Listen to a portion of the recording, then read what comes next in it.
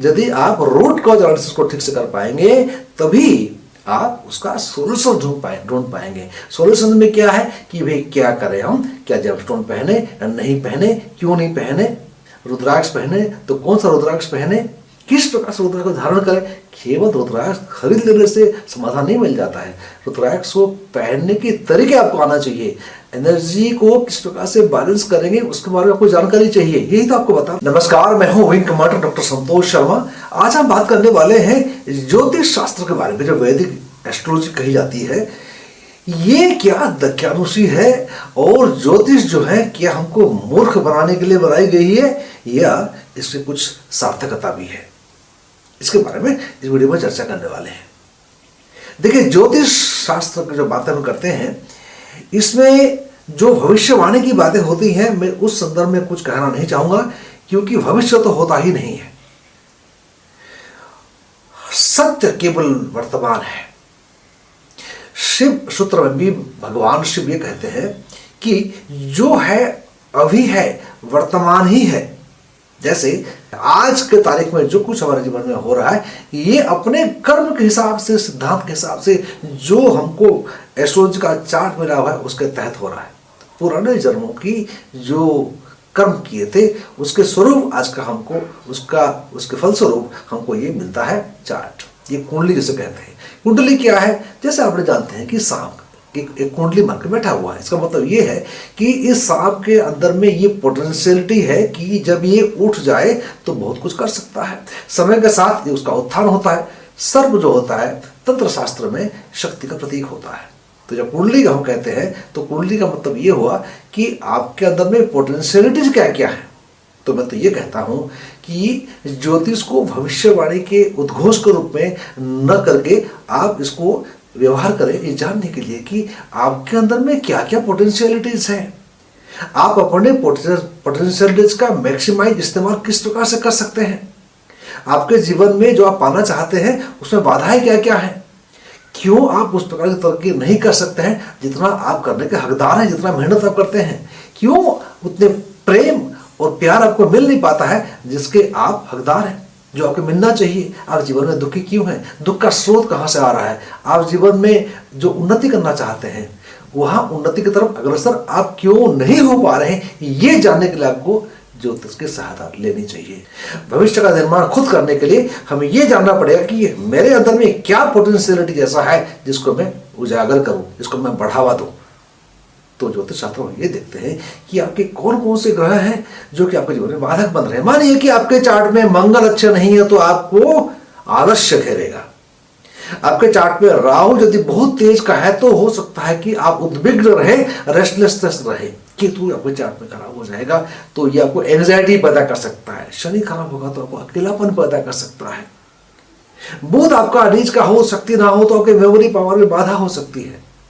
शनि और बुध दोनों अच्छे नहीं हो तो आपकी कम्युनिकेशन बिगड़ सकता है। शुक्र चार्ट में अच्छे नहीं हो तो जीवन में आनंद का अभाव हो जाता है। बुध खराब हो तो दुख का निर्माण होता है। आप ऐसे लोगों के प्रति आकृष्ट हो जाते हैं जो आपको दुख देते हैं। तो इस प्रकार से अलग अलग जो ग्रहों की स्थिति होती है।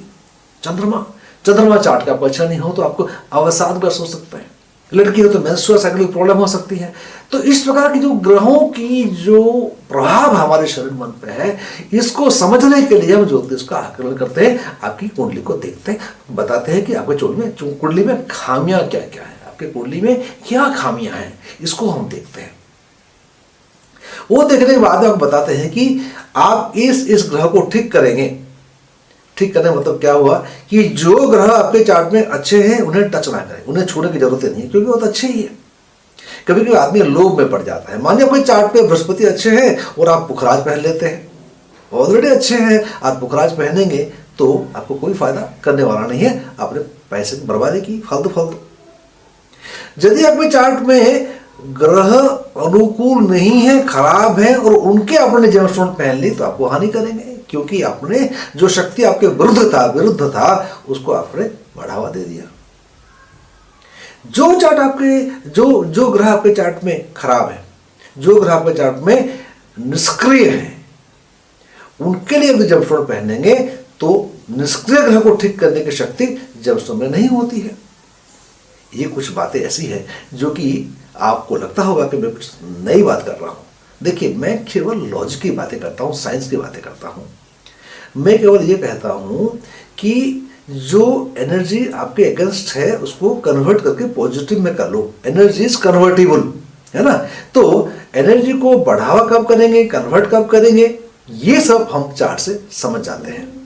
माने आपके चार्ट में शनि खराब है तो आपको क्या करना होगा कि आपको नीलम नहीं पहनना होगा। लेकिन आप ज्यादातर लोग यही करते हैं कि शनि खराब है नीलम पहन लो, चंद्रमा खराब है तो मोती पहन लो, मंगल खराब है तो आप जो है बोंगा पहन लो, नीलम पहन लो शनि खराब है तो।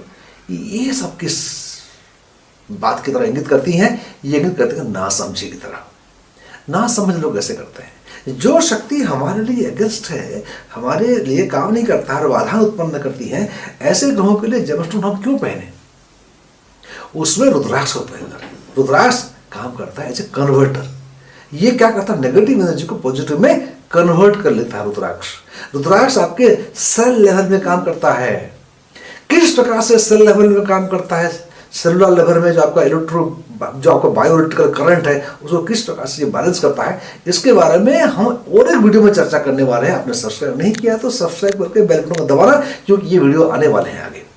यदि आप रूट कॉज एनालिसिस को ठीक से कर पाएंगे तभी आप उसका सोल्यूशन ढूंढ पाएंगे। सोल्यूशन में क्या है कि भाई क्या करें हम, क्या जेमस्टोन पहने या नहीं पहने, क्यों नहीं पहने, रुद्राक्ष पहने तो कौन सा रुद्राक्ष पहने, किस प्रकार से रुद्राक्ष को धारण करें। केवल रुद्राक्ष खरीद लेने से समाधान नहीं मिल जाता है। रुद्राक्ष को पहनने के तरीके आपको आना चाहिए। एनर्जी को किस प्रकार से बैलेंस करेंगे उसके बारे में आपको जानकारी चाहिए। यही तो आपको बताते हैं हम। रुद्राक्ष को किस प्रकार से पहने, किस प्रकार से आप उसको अपने एनर्जी को बैलेंस करें तो आपको रुद्राक्ष की एनर्जी जो है आपकी शक्ति में समाहित हो और आपको फायदा मिले उसका। केवल पहनने से कुछ होता नहीं है, पहनने के साथ कुछ करना पड़ता है। इसलिए मैं हरदम कहता हूँ कि भाई यदि आप आलसी हैं, बहुत निकम्मे हैं और आपको यदि समझते हैं कि पैसे से चीज़ों को खरीद लेंगे आप, तो रुद्राक्ष ना पहने। रुद्राक्ष पहनने से कुछ आपको करना भी पड़ता है। ये आपको सिखाता हूँ आपको मैं। जेमस्टोन में भी बताते हैं कि भाई जेमस्टोन कब नहीं पहनना चाहिए, क्यों नहीं पहनना चाहिए, और पहनना चाहिए तो क्या परहेज रखना चाहिए। परहेज की बात ये हुआ कि कब कब जेमस्टोन को उतार देना चाहिए, नहीं पहनना चाहिए। तो इस प्रकार से विधियां हैं जेमस्टोन को पहनना, नहीं पहनना, रुद्राक्ष पहनना, कैसे पहनना, क्या एनर्जी बैलेंसिंग करना। इसके माध्यम से कर क्या रहे हैं हम? ये कर रहे हैं कि हमारे चार्ट में जो नेगेटिव एनर्जी है उसको पॉजिटिव में कन्वर्ट करने के लिए हम कोशिश कर रहे हैं और अपने वर्तमान को सुधार रहे हैं। जो वर्तमान सुधरेगा तभी हमारा भविष्य का निर्माण होगा। जैसे बीज हम बोए थे पहले, उसका फल आपका खा रहे हैं। ये जो बीज आज बोएंगे उसका फल हमको भविष्य में अपने आप मिलेगा। कुछ करने की जरूरत नहीं, कुछ करने की जरूरत नहीं है आपको, उसका फल आपको निश्चित रूप से मिलेगा। इसलिए वर्तमान को सुधारिए। मैं हरदम कहता हूं कि वर्तमान में ध्यान दीजिए, भविष्य की तरफ ज्यादा मत जाइए, भविष्यवाणी में विश्वास मत कीजिए। मैं आपसे हरदम कहता हूं कि उपाय करें और अपना कर्म करें। उपाय करें, एनर्जी बैलेंस रखें, अपनी पॉजिटिव आउटलुक रखें। समझते हैं ना, लॉ ऑफ अट्रैक्शन को जानते हैं ना आप, तो उसको ध्यान में रखें।